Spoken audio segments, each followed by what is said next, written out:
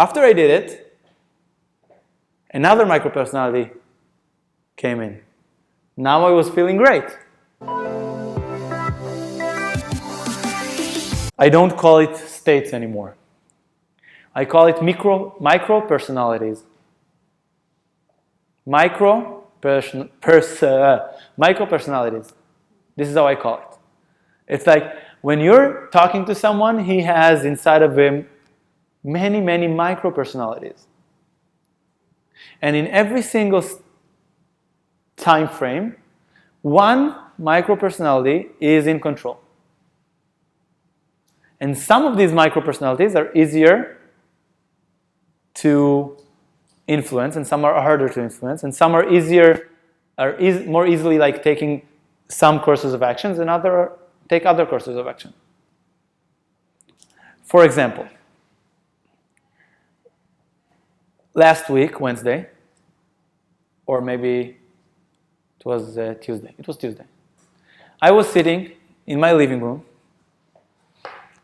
like 10 o'clock in the evening, and I was sitting in a crappy state.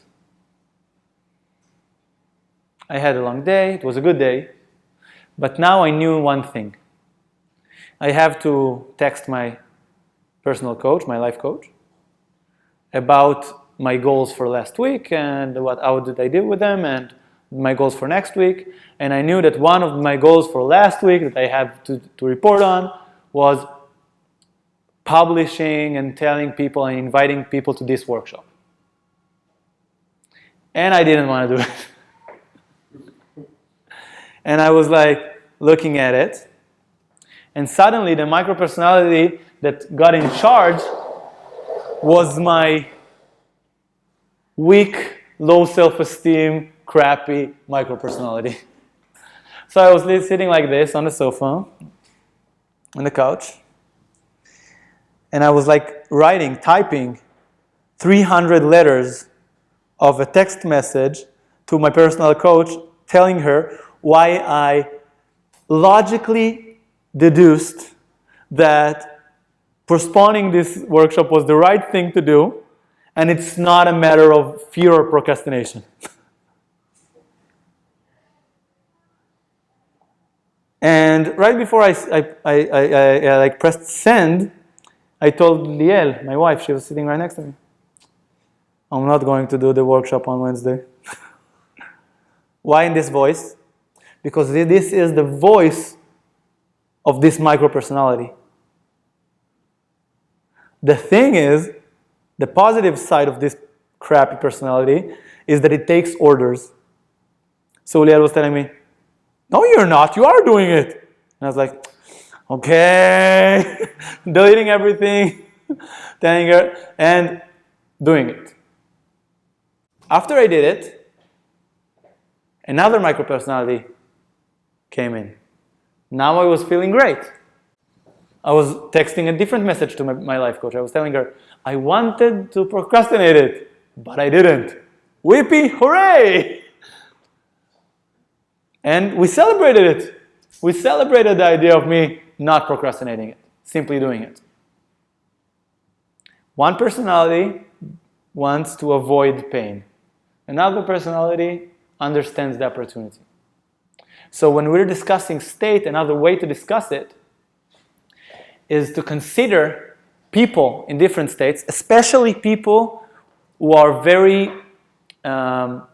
emotional, like they tend to experience high levels of emotions, as truly different identities. This is the reason that, for example, a person that's really upset or angry can say things that he doesn't really mean.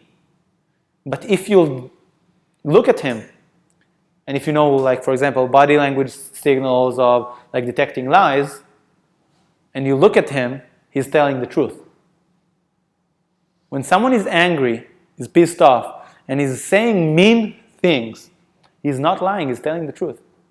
The thing is, it's the truth that this micro-personality believes in.